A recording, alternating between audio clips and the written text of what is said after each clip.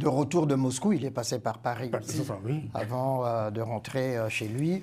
Et avant de rentrer chez lui, de chasser la délégation de la CEDEAO qui était en Guinée-Bissau pour essayer justement de rapprocher les vues entre l'opposition et lui, pour trouver un modus vivendi. Et c'est lui qui avait fait venir d'ailleurs cette délégation de la CEDEAO pour être médiatrice du conflit, on pourrait dire, entre lui, le pouvoir et l'opposition. Exactement. Et ensuite, il a reproché à cette délégation de la CEDEAO d'avoir pris langue avec l'opposition. De cette rencontre de l'opposition. Bon, évidemment, c'est difficile d'être médiateur quand on n'écoute pas les deux parties. Exactement.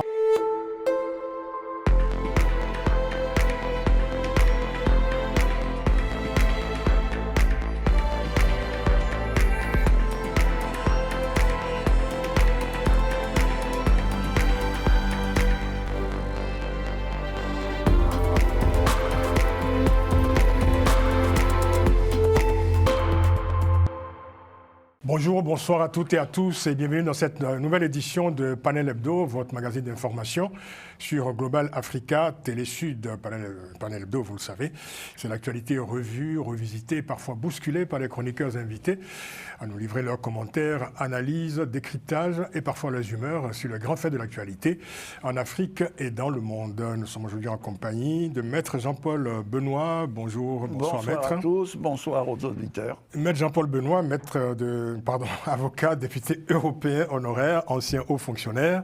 Le maître de conférence est Alfred Changolokoro. Bonjour Maître. Bonjour, merci beaucoup. Merci d'être avec nous Alfred, maître de conférence à la Sorbonne. Ben Yayassi est avec nous, analyste politique. Bonjour Ben. Bonsoir Francis. Et Guy Debal, consultant en entreprise, analyste politique. Bonjour. Bonjour Francis, bonjour tout le monde. Merci d'être avec nous. Vous êtes en bonne forme, Guy, bien entendu. Pour donc aborder avec nous 3 sujets dans cette édition. De nouvelles tensions politiques en Guinée-Bissau, où le président Umaro Sissoco Embalo a donc décidé de privatiser le processus électoral et en même temps que le pouvoir d'État. La Guinée face au péril. Sissoko Embalo, nous en parlons dans cette émission. Autre sujet, le conflit Russie-Ukraine avec son lot de surprises, notamment un rapprochement inattendu et spectaculaire entre Donald Trump et Vladimir Poutine. Et face aux initiatives de Trump, une question se pose. La Russie a-t-elle réellement intérêt à la fin de la guerre? Nous en parlerons également dans cette édition. Enfin, l'élection présidentielle au Gabon, ce sera le 12 avril prochain, avec la candidature programmée du général Brice Oligui Nguema, auteur du coup d'État du 30 août 2023 au Gabon. Nous en parlerons également dans cette édition de Panel Hebdo. Merci d'être avec nous et merci de votre fidélité à tous les programmes de Global Africa et Télé-Sud.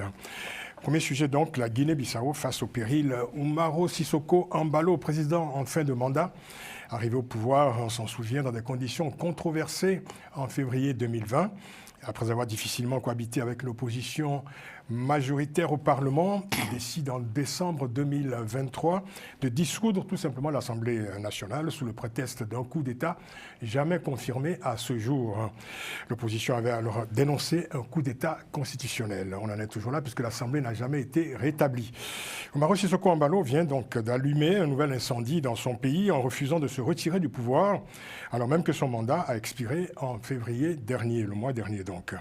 Interprétant à sa manière l'agenda de son mandat, il fixe de manière discrétionnaire et unilatérale la tenue de l'élection présidentielle en novembre prochain, une élection à laquelle il va se présenter, alors même qu'il avait annoncé il y a quelques mois qu'il n'allait pas briguer un nouveau mandat. Alors je me tourne vers vous, Ben Yayassi, vous qui connaissez bien la Guinée-Bissau. De nouvelles tensions donc signalées dans ce pays et qui, décidément, c'est vrai, enchaîne des épisodes de crise depuis des années, des décennies, depuis son indépendance. Depuis son indépendance, la Guinée-Bissau est traversée par des crises. Le plus souvent, c'était entre les civils et récemment entre civils et militaires, parce que bon, tout le monde se réclame militaire vu que tout le monde est vétéran de la guerre d'indépendance et de libération. Là, la particularité, c'est qu'avec Umaro Embalo, vous l'avez rappelé, il avait fait une promesse de ne pas se représenter.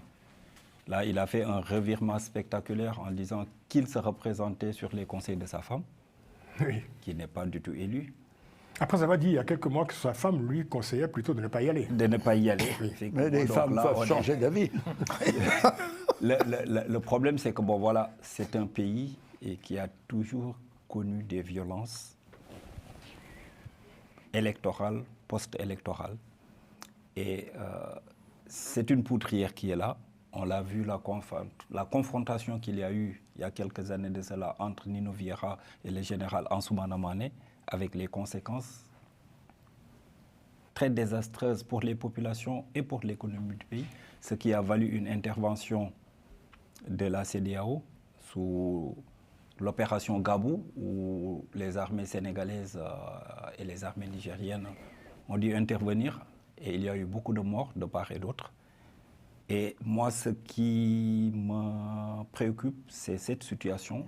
Bon, c'est vrai que l'opposition est dans un piteux état, on peut le dire, ce qui fait que la paralysie qui a été décrétée et voulue n'a pas eu lieu. Mais cependant, on ne sait pas ce qui se trame derrière.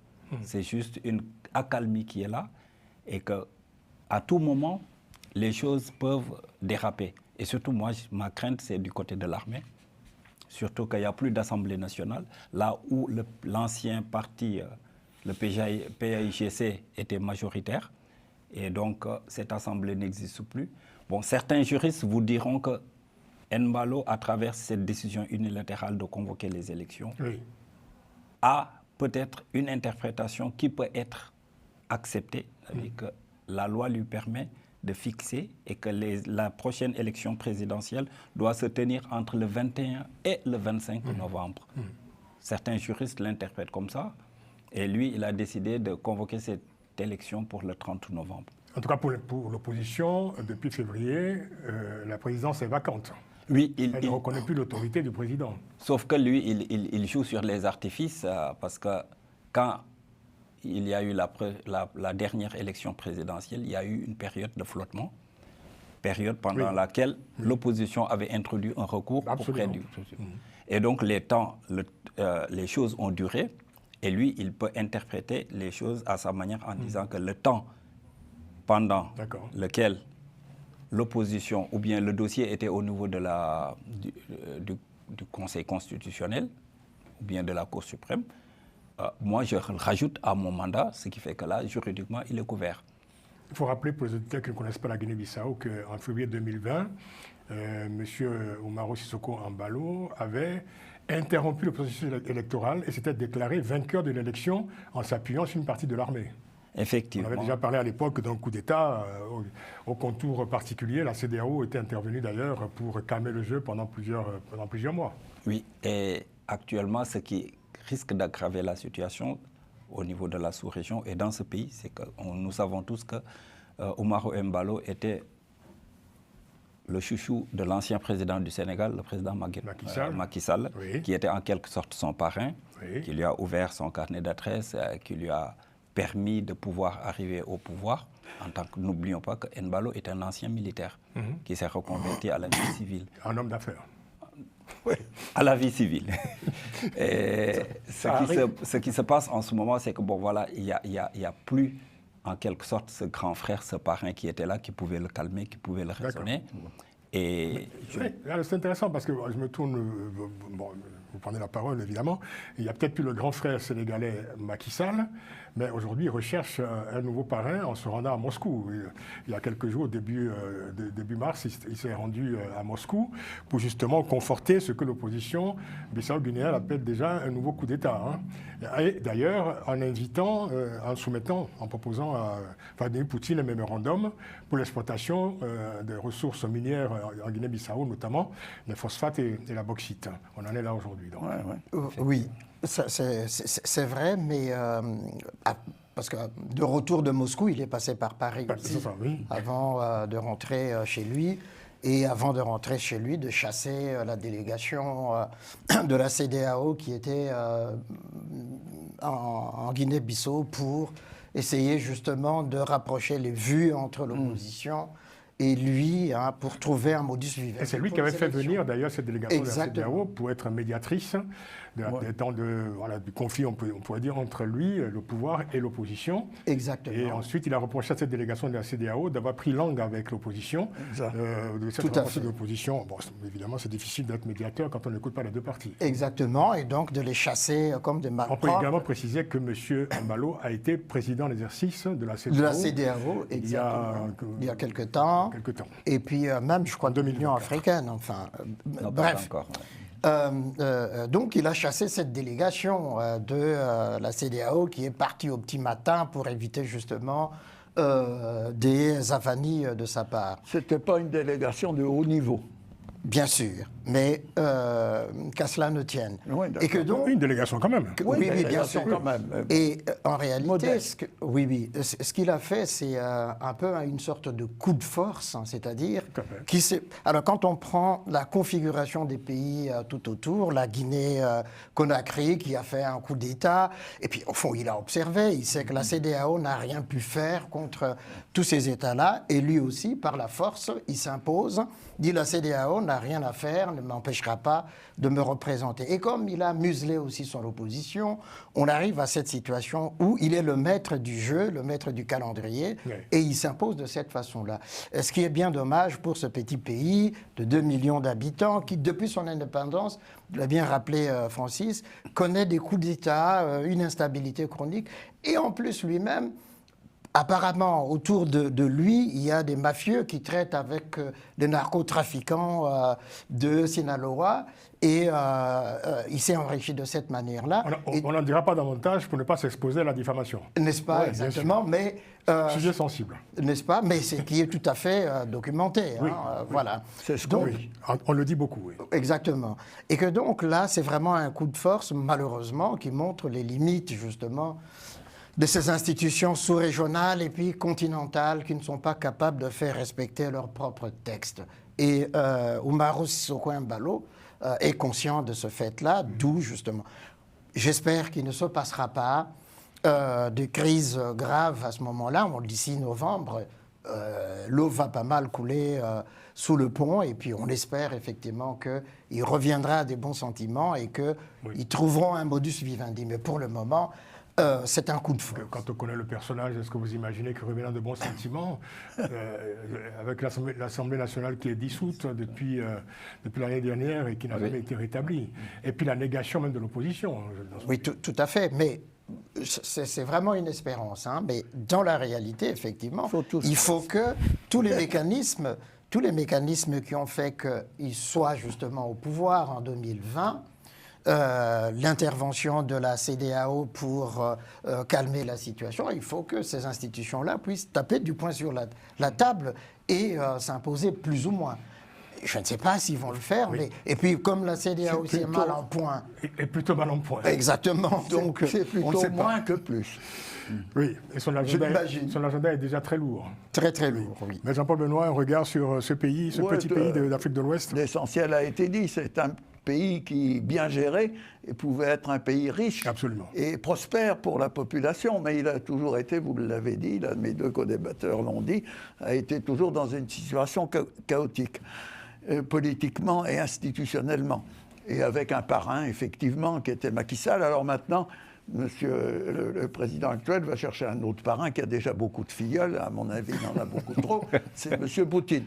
Donc avec Monsieur Poutine, il va avoir des leçons de démocratie et il va revenir de Moscou avec la volonté de respecter les institutions. Mais ce qui me frappe beaucoup, moi, dans l'ensemble de ces phénomènes qui se passent dans un certain nombre de pays, c'est on se donne des institutions, on vote des textes, notamment, par exemple, on limite le nombre des mandats et on sait à l'avance qu'on ne va pas appliquer ces textes.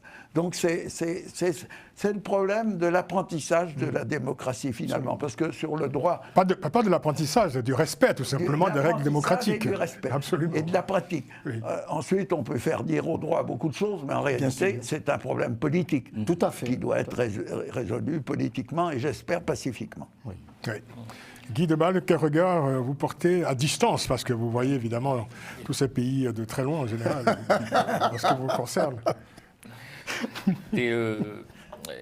beaucoup de choses intéressantes ont été dites, c'est effectivement. Et moi, d'un mot, ce que je dirais, c'est que d'aucuns avaient qualifié l'OTAN comme un être en état de mort cérébrale. Moi, je dirais que la CEDEAO est peut-être elle-même en état de mort cérébrale, parce que j'entends les espoirs.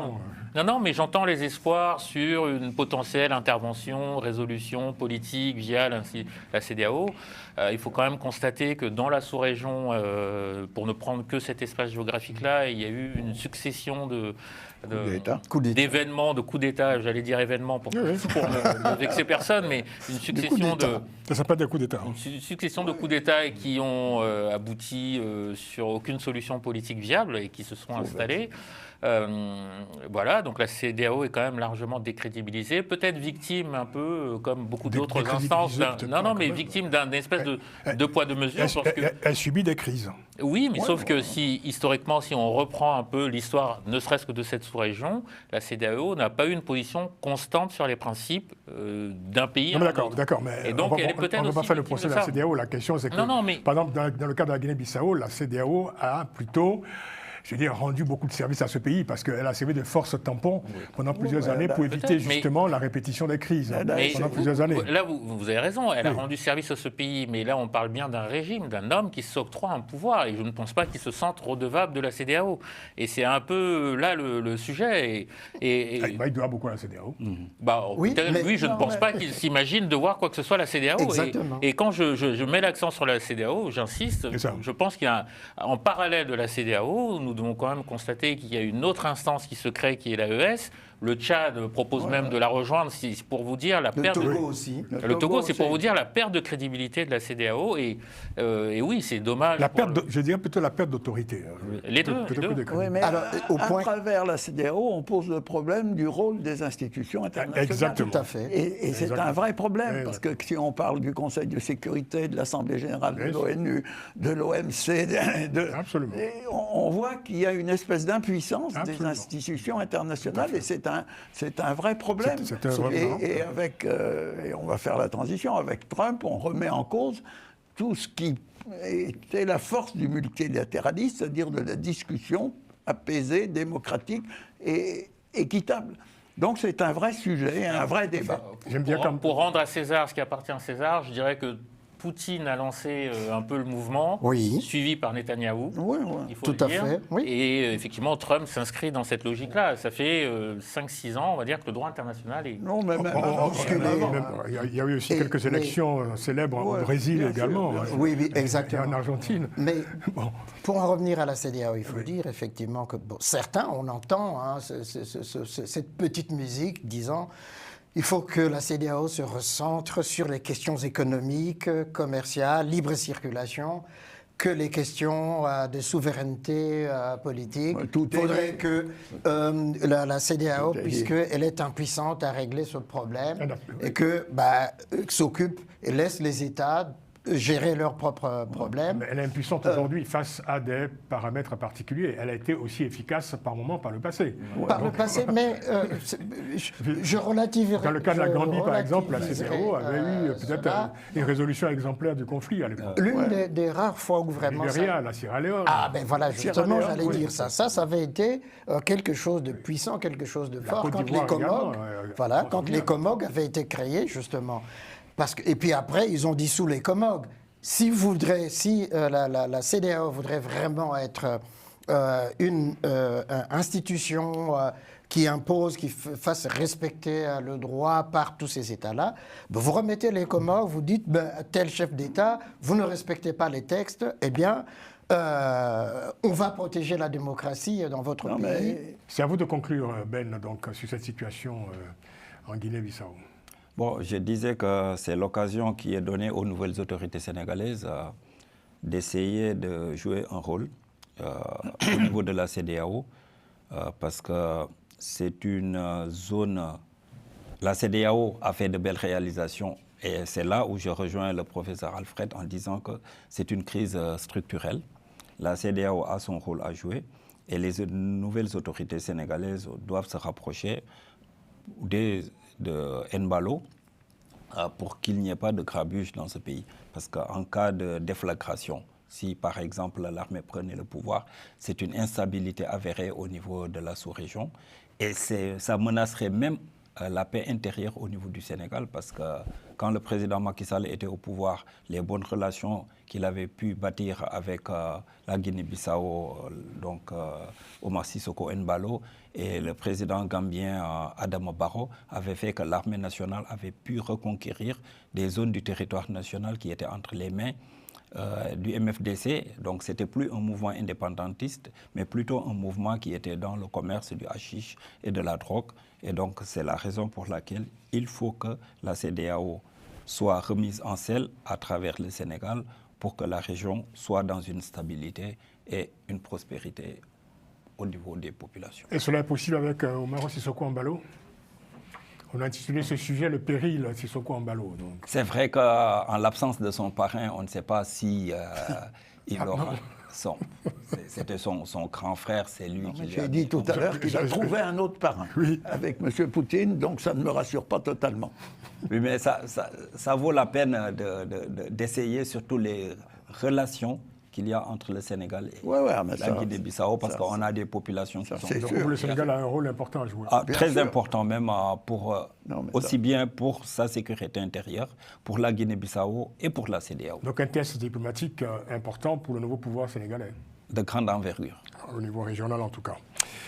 Autre sujet dans cette édition, le conflit Russie-Ukraine et un rapprochement de plus en plus souligné entre les positions de la Russie et celles de Donald Trump aux États-Unis. Donald Trump qui exige beaucoup de l'Ukraine, on le sait, mais sans que l'on sache vraiment les contreparties qu'il attend de la Russie. Ce 4 mars, la Maison-Blanche a décidé de suspendre l'aide militaire à l'Ukraine sur un air de chantage. Alors, Jean-Paul Benoît, c'est vrai que face aux initiatives de Donald Trump, la question qui se pose, c'est de savoir finalement est-ce que la Russie a réellement intérêt à la fin de la guerre? Alors, pourquoi s'arrêterait-il alors même qu'elle se sait aujourd'hui renforcée par les nouvelles positions adoptées par les États-Unis? Je ne vais pas revenir sur ce qu'on a dit depuis les 2 dernières émissions. Justement, on va dire des choses nouvelles. Voilà, où on a évoqué tous ces problèmes. Moi, ce qui me frappe dans la phase actuelle, c'est que M. Trump s'exprime tous les jours, dit un certain nombre de choses, prend des décisions, humilie d'une certaine manière Zelensky, exige une espèce de monopole sur les terres rares et dit j'arrête notre coopération en matière de renseignement et je suspends l'aide immédiatement à l'égard de l'Ukraine. Mais face à ça, Poutine ne dit rien. Poutine est muet. Son porte-parole ou le porte-parole du ministère des Affaires étrangères dit « Je prends acte des décisions de M. Trump, c'est un pas positif, mais aucune concession véritable, ni sur le cessez-le-feu, puisque même aujourd'hui, la Russie vient de dire que le cessez-le-feu ne pouvait pas être envisagé et qu'il fallait une négociation globale. Donc il y en a un qui parle, sans arrêt, qui prend des décisions qui vont... que Poutine n'a pas besoin de solliciter, puisqu'il il récite du Poutine. Et il y a une espèce de mutisme, d'attentisme de la part de la Russie. Poutine a tout son temps, et c'est une autre façon de négocier. C'est une autre façon au 2e degré, alors que Trump est toujours dans une espèce de provocation verbale permanente. Et on constate d'ailleurs qu'aux États-Unis, sa cote de popularité est en baisse. Et que sur un certain nombre de mesures qu'il veut prendre en matière économique, notamment les droits de douane, le monde des affaires commence à être inquiet parce que ce n'est pas si simple. On va rester dans le contexte du conflit. Alors, Poutine n'a pas intérêt à aller trop vite. Et il profite de cette phase où l'aide à l'égard de l'Ukraine... Pour continuer la guerre. Pour continuer la guerre et avancer ses positions. Parce que qu'est-ce qu'il veut finalement? C'est Odessa. Oui. Et il voudrait qu'on commence à négocier à partir du moment où Odessa fera partie du rapt territorial de M. Poutine. Donc je suis très inquiet et je suis très interrogatif. Et la pauvre Europe se réunit à 27. Et ça, on y reviendra peut-être dans l'émission, parce que c'est un vrai sujet. On y reviendra. Alors Guy, une des questions, c'est de savoir, au fond, de quelle garantie dispose aujourd'hui Donald Trump pour que Poutine respecte ce que lui il appelle son plan de guerre qu'on ne connaît toujours pas d'ailleurs. Son plan de paix, les Russes et les Américains sont le seuls à le savoir. Moi, j'entends les cris de désespoir des Européens se dire mais comment, c'est pas possible. Moi, je pense que Poutine et Trump, les Américains, les Russes et les Américains font ce que j'appelle la diplomatie pour adultes. C'est-à-dire qu'ils ne vont pas à la télé pour... Diplomatie pour adultes. Absolument. Ah bon? Ça veut dire quoi? Ça veut dire quoi? C'est l'inverse de ce que fait Macron, qui fait un message TikTok avant d'aller rencontrer un président aux États-Unis, ou des Européens qui se mettent en scène. C'est quoi la diplomatie pour adultes? C'est-à-dire discuter sérieusement des problèmes, pas forcément devant les caméras, et prendre des décisions et avancer. Et vous le savez, vous, que ça se passe ainsi? Que vous arrivez, vous, à détecter les énigmes de cette diplomatie pour adultes? Attendez, et Trump, la diplomatie... que devant les caméras. Oui, non mais... Alors, répondez à ma question. Donc, de quelle garantie, donc, puisque vous parlez de diplomatie, de quelle garantie disposerait aujourd'hui Trump pour que M. Poutine respecte son plan de paix? Ce serait quand même bon que tous les acteurs qui sont en situation puissent en avoir une certaine idée. Tous les acteurs, je pense que... Tous les acteurs impliqués. Oui, non, mais alors... Même Zelensky ne sait pas quelles sont les contreparties de la Russie. C'est bien pour ça que je précise que ce qui intéresse les Américains, c'est l'intérêt c'est leurs propres intérêts. Et ce qui intéresse les Russes, ce sont leurs propres intérêts. Donc, les garanties, il n'y a que ces deux parties... C'est cela un plan de paix? Mais, ça garantit la paix, ça? Excusez-moi... Parce que c'est le but quand même recherché. Non, mais Francis, ne faisons pas mine de croire... Non, on ne fait pas mine. En tout cas, on fait une lecture, je veux dire, ma lecture, elle est très simple. La plus limpide possible d'une situation. Ma lecture, elle est très simple. Y compris en prenant en compte les énigmes. Alors vous arrivez, vous, à lire les énigmes. Ma lecture, elle est très simple. Pour les Américains, l'Europe est un faire-valoir, c'est un marché, ce n'est pas une entité politique qui pèse pour les Européens, pour les Américains, c'est ça. Non mais revenez à ma question. La question, c'est que la Russie... De quelle garantie dispose Donald Trump? L'Ukraine, en fait... de la part de... Il y a deux parties quand même en situation. Quand on veut arrêter une guerre, on parle aux deux parties. Je ne connais pas ces garanties. Ce que j'essaie de vous dire, c'est qu'ils ont forcément passé un accord sur la base... Ils ont passé un accord sur le dos de l'Ukraine, alors? Bien sûr. Ah bon, d'accord. C'est ça la diplomatie pour adultes? Non, mais alors, je reprécise donc ce que je dis, c'est que notre problème, le problème des pays européens, c'est que nous faisons... Non, le problème du monde, oubliez un peu l'Europe. Il y a le monde, tout simplement, qui regarde tout cela. Mais nous sommes dans un monde qui... Il y a le monde qui nous regarde. Ceux qui nous regardent ne sont pas forcément des Européens. Nous venons de dire que le droit international, les instances internationales, tous ces garde-fous qui nous protègent... En fait, personne n'a rien compris. Il n'y a que Poutine et Trump qui ont tout compris. Pas que personne... Alors, non, mais écoutez... Poutine, Trump est notre ami qui a tout compris. Ça, c'est quand même un personnage important en plus. Ça, il ne faut pas le dire, il faut que ça reste entre nous. Dans la négociation. Mais plus sérieusement, on serait tenté de dire oui, parce que... Désolé, pendant 3 ans, les Européens, les Occidentaux, donc en soutien de l'Ukraine, ont changé de version 50 fois. Bien sûr, nous ne faisons pas la guerre en Ukraine, à la Russie. Aujourd'hui, nous sommes avec la Russie. C'est ça qu'on appelle une diplomatie évolutive aussi. Peut-être pas pour adultes, mais elle est évolutive.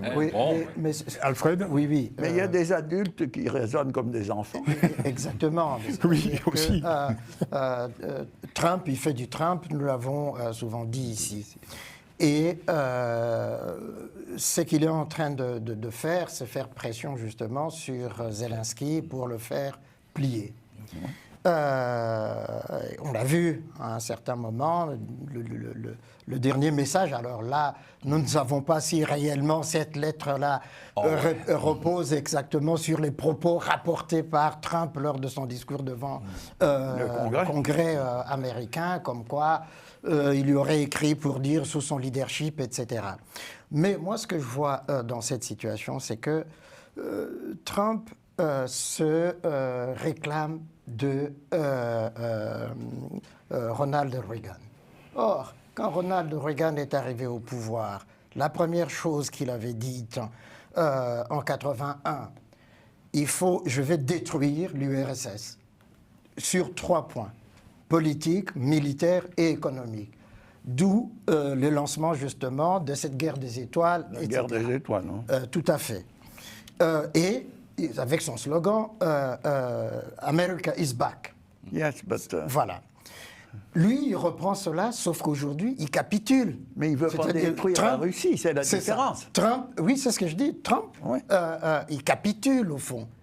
Il se fait le porte-parole de Poutine. Ça, et donc, au fond, le plan qu'il a, c'est le plan de Poutine. C'est-à-dire, comme Jean-Paul l'a dit, enfin, Poutine n'a pas besoin de parler, puisque il a un perroquet qui parle à sa place, qui répète exactement ce que lui, il a dit. Donc, vous voulez dire qu'en fait, il offre à Poutine une victoire que Poutine n'est pas parvenu à obtenir depuis 3 ans. Depuis 13 ans. Le champ de bataille. Exactement.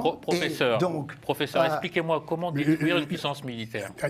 Laissez Alfred aller jusqu'au bout, parce qu'on était en train de suivre son raisonnement. Voilà. Et que donc, Poutine n'a pas besoin de parler, parce qu'il a un homme à la Maison-Blanche qui répercute ses propos ou le deal qu'ils ont fait entre les deux.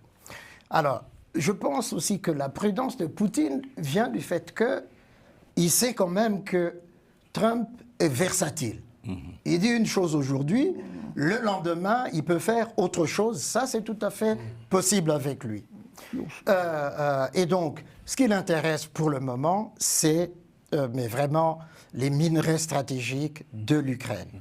Ensuite, comme il l'a dit pendant sa campagne, lui veut une paix rapide pour apparaître comme le faiseur de paix et que donc il est à la hauteur de ses prédécesseurs les plus marquants comme Ronald Reagan ou George Bush père, mais moins George Bush père que Reagan.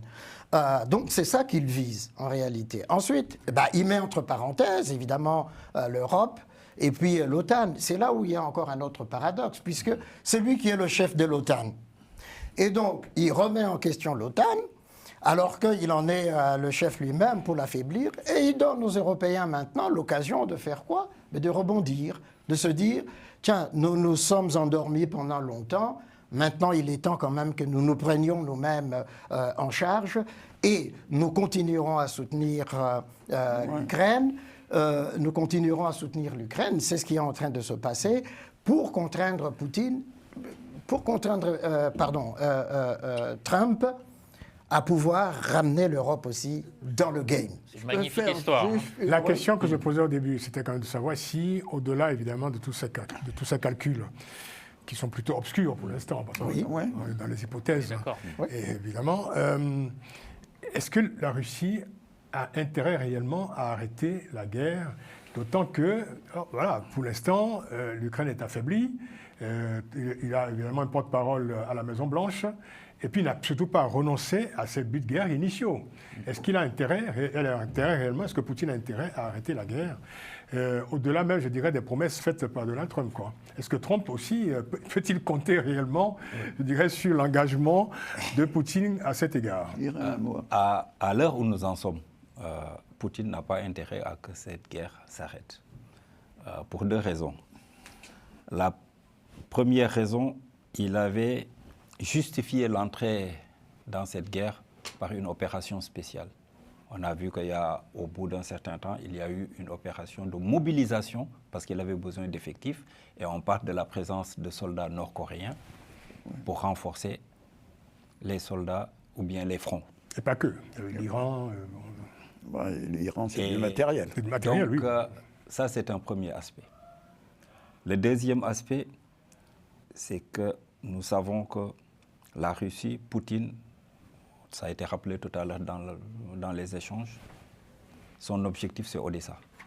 C'est ce que j'ai dit. Ça qui lui permettra de pouvoir négocier en force. Bon, lui, dans son calendrier, dans son agenda, il a une partie de l'Ukraine qui l'intéresse. À défaut de prendre toute l'Ukraine. À défaut de prendre... Je l'ai rappelé une fois dans une de nos émissions, on savait que, ou bien, il savait qu'il n'allait pas rentrer dans Kiev et que de l'autre côté, les Ukrainiens n'allaient jamais rentrer dans Moscou. Mais il a un objectif. N'oublions pas que dans l'historiographie de la pensée de Poutine actuellement, c'est une sorte de remake de la Grande Russie. La Grande Russie de Catherine II. Oui, oui, oui. Lui, déjà même de par son comportement, on dirait que c'est Ivan le Terrible. Donc c'est comment rendre cette magnificence qu'avait la Russie, comment redorer le blason de la Russie. Donc ça passe par l'occupation de ces terres, de cette partie de l'Ukraine qui était sous l'emprise de la Grande. On ne va pas refaire toute l'histoire parce que sinon ça nous mènerait très loin. Je voudrais faire Jean-Paul, ensuite. 2 remarques. Poutine, il a une formation particulière, c'est le KGB. Donc la formation du KGB, c'est de laisser les autres venir pour savoir comment on va mieux les cerner et les dominer. Donc il n'a pas intérêt à répondre, parce que ce que fait Trump, c'est une forme d'oukase, c'est la paix maintenant, tout de suite, le cessez-le-feu. Il n'a pas intérêt, et psychologiquement, c'est pas dans sa tête, de donner le sentiment d'obéir à monsieur Trump. Donc il va faire durer les choses un certain temps, mais il aura intérêt quand même à ce qu'il y ait une paix. On verra de quelle manière. Et deuxièmement, quand tu parlais de Reagan et autres, il ne faut pas oublier que depuis ce moment-là, il y a un autre partenaire mondial important, c'est la Chine, qui n'avait pas le même rôle au moment de ce que tu rappelais, de Reagan et la guerre des étoiles. Et ça, c'est important. Et en plus, il y a eu une espèce de déportation de l'intérêt des États-Unis, ça a commencé avec Obama, d'une manière très nette, vers l'Indo-Pacifique. Et la pauvre Europe, elle ne peut s'en prendre qu'à elle-même si elle est dans cet état. C'est ni la faute de M. Obama, ni la faute de M. Bush, de Reagan ou de M. Trump. C'est une espèce de... les dividendes de la paix, qui était une formule qui aboutissait à une espèce de confort. Exactement. Mais l'affaire va quand même loin, M. Jean-Paul Benoît, parce que c'est la première fois qu'on voit les États-Unis voter une résolution à l'Assemblée générale des Nations Unies aux côtés de la Russie, de la Biélorussie et de la Corée du Nord. Oui, mais la Russie n'est une résolution une résolution qui souligne que la Russie n'est pas l'agresseur dans cette affaire. Oui, mais la Russie n'est pas le diable communiste pour Trump. Donc on a changé de paradigme intellectuel, conceptuel. Mais cela étant, cette affaire suscite quand même ramène des rumeurs anciennes. On en parlera dans quelques instants. Pour l'instant, la dépendance de Trump. Moi, je voudrais poser une question auquel jusqu'ici personne n'a jamais répondu. Comment on fait pour détruire ou battre une puissance nucléaire ? Bon. Ça n'existe pas. Je termine mon propos. Donc, Donald Trump le sait, les Américains le savent depuis le début. Et peut-être que nos dirigeants, en tout cas je l'espère, le savent également. Donc, la Russie ne perdra jamais la guerre. Et moi, j'ai même envie de dire, la guerre est déjà terminée. Parce qu'à partir du moment où vous avez cette coalition occidentale, plus les Américains, qui depuis 3 ans soutient quand même massivement l'Ukraine, sans que la Russie s'effondre, et aujourd'hui, le président sans de que l'Ukraine s'effondre également.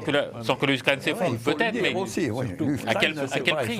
À quel prix ? Et à la Russie, à quel prix ? Et à quel prix ? Mais aussi, mais non, mais je suis d'accord. Mais en tout cas, la Russie, seule, face au reste du monde, ne s'est pas effondrée. Le reste du monde ? Le reste du monde. Non, la Russie a des alliés quand même. Oui, mais le reste du monde occidental, on va dire, ceux qui comptent dans l'imaginaire collectif. Non, il n'y a pas d'imaginaire, il y a la réalité, il y a le réel. La Russie a ses alliés. Je voudrais juste terminer par dire que tout à l'heure, je disais que les négociations entre les États-Unis et la Russie, nous ne savons pas ce qui se négocie entre les deux, pour une chose très simple. Avez-vous, ne serait-ce que ces dernières semaines, je ne vais pas remonter à 3 ans, entendu le mot diplomatie ? À partir du moment où nous, Français... Il n'y a eu que cela. Non, mais attendez, à partir du moment où Emmanuel Macron ne va pas prendre son Kalachnikov pour aller à Moscou, vous savez très bien que la seule façon de sortir de cette guerre, c'est de la diplomatie. Je n'ai pas entendu le mot diplomatie en 3 semaines. Je ne l'ai pas entendu. On n'entend que ça depuis 3 ans. Mais qui a parlé de négociations ces dernières semaines ? Vous n'avez pas entendu, d'autres ont entendu. Est-ce qu'à Londres, ils ont parlé de négociations ? Vous n'avez pas entendu, d'autres ont entendu. Tous, ils ont dit, mais il faut qu'on aboutisse à une paix juste et durable. Et équitable. Et pour arriver à cette paix juste et équitable, la diplomatie et la négociation. Ensuite, sur la question du nucléaire, c'est l'arme de dissuasion. Tout le monde sait qu'on n'utilise jamais, on n'utilisera pas. Avez-vous déjà vu une puissance nucléaire perdre une guerre ? Mais là n'est pas la question, c'est-à-dire c'est la question fondamentale. Le nucléaire, c'est la dissuasion. C'est la dissuasion. D'accord. Il y a eu des guerres perdues, oui. C'est une arme dont on ne se sert pas. Vous ne répondez toujours pas, exactement. Poutine le sait très bien que s'il utilisait l'arme nucléaire contre, les autres peuvent aussi répliquer. Et que donc, ça se neutralise. Ça se neutralise pas, c'est la fin du monde. Ça se neutralise. C'est la fin du monde. Ça se neutralise pas, c'est la fin du monde. Non, ça se neutralise. Je vous rappelle quand même que l'intervention américaine en Afghanistan n'a pas été un franc succès pour une puissance nucléaire comme les États-Unis. L'ex-URSS. Et c'est exactement ce que j'allais dire. Exactement. Toutes les interventions militaires étrangères en Afghanistan sont soldées par un échec. Voilà. Et l'Irak. Donc, le nucléaire, c'est vraiment pour la dissuasion. Pour le reste, ce sont les négociations qui permettront de s'en sortir. Moi, je dis, le retour de l'Europe, on peut reprocher tout ce qu'on veut à Macron, qu'il plastronne, etc. N'empêche qu'il est dans cette logique de dire, la négociation, paix durable, juste, le renforcement des capacités de l'Europe. Les capacités de l'Europe. Alors, on va aller très vite. Je vous parlais tout à l'heure du retour des rumeurs, justement, face à ce rapprochement spectaculaire entre Donald Trump et Vladimir Poutine. Je voulais vous lire l'extrait d'un article publié il y a quelques jours par le journal canadien Le Devoir. L'article est intitulé, c'est tout un programme, « Un président américain au service de la Russie ». Et l'article démarre par ces mots, je cite, « Les revirements spectaculaires de Donald Trump face à ses alliés occidentaux, à l'OTAN, à la guerre en Ukraine, tout comme son rapprochement ces derniers jours avec le clan mondial des dictateurs dont Vladimir Poutine fait partie, viennent de relancer la machine à rumeurs sur les liens mystérieux qui pourraient exister entre le républicain et l'homme fort du Kremlin, des liens qui, selon des ex-espions soviétiques, seraient cultivés depuis le siècle dernier pour faire vaciller désormais chaque jour un peu plus l'Occident. Alors évidemment, dans cet article, on fait parler d'ex-espions soviétiques et quelques témoins. Est-ce que ça vous surprend, ça, que ces rumeurs remontent aujourd'hui? Effectivement, ces rumeurs se développent aujourd'hui. Il y a l'article dont vous parlez, il y a eu aussi un article dans Le Point, assez documenté sur le sujet, et un livre qui va paraître sur le sujet. Tout ce que je peux dire, j'ai été au ministère de l'Intérieur et j'ai été habilité au secret défense à un moment de ma carrière. Tout ce qu'on peut dire, c'est que les relations entre Trump et la Russie sont anciennes. D'abord la Russie soviétique, puis la Russie de Gorbatchev et la Russie actuelle.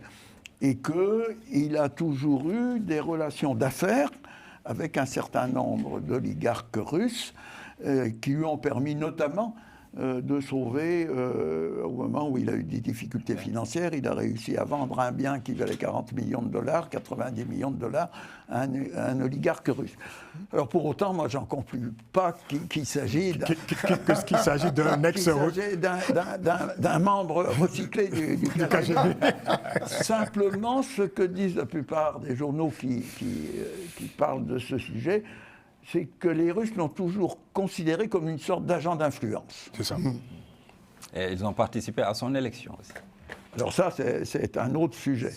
Mais c'est vrai que quand il y a eu Trump et Poutine, Trump a dit « Moi, je crois ce que dit Poutine et je ne crois pas du tout les organismes de renseignement américains qui ont dit que la Russie était intervenue dans la campagne de la... » Vous avez quelques secondes, Guy, pour conclure. Comparaison n'est pas raison. Oui. Soupçonne aussi les milieux d'affaires d'avoir fait élire Emmanuel Macron pour mener une politique en leur faveur. Donc, il a été élu démocratiquement, Donald Trump, par le peuple américain, bien sûr. Non, mais par Elon Musk, justement. Voilà. C'est ça le problème de Trump.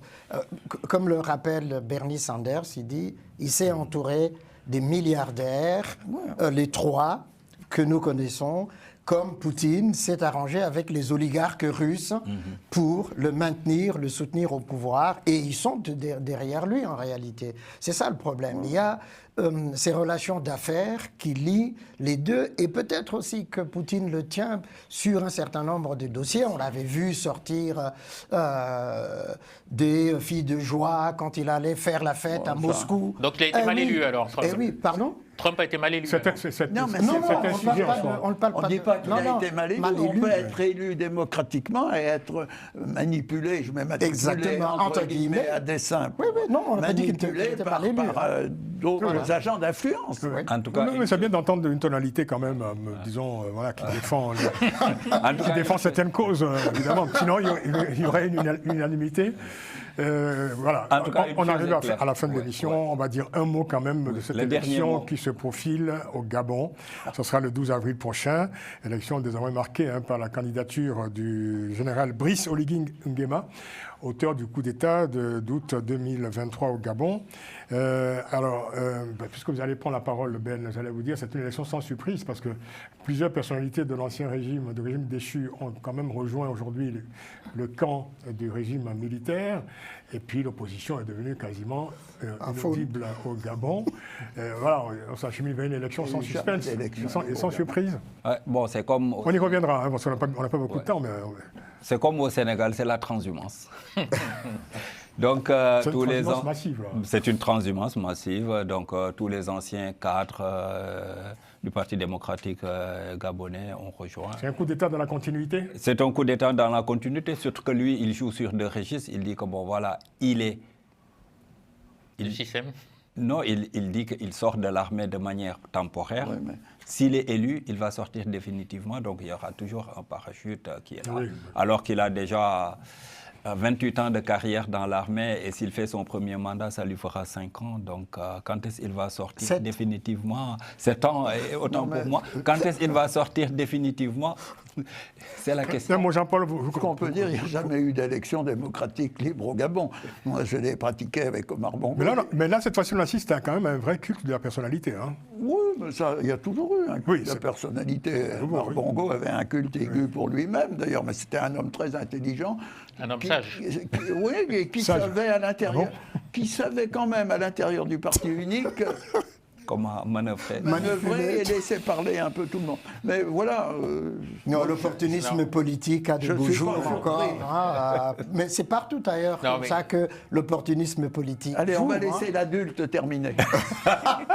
J'allais vous demander pour finir, au fond, quel est le message qu'envoie aux opinions africaines cette élection, quoi. C'est-à-dire que au Gabon, un coup d'État suivi ensuite d'une candidature à la présidentielle de l'auteur du coup d'État. C'est assez paradoxal pour ce qui est du Gabon, c'est-à-dire que tout le monde avait jugé ce coup d'État opportun parce que la manipulation de Bongo avait fini par...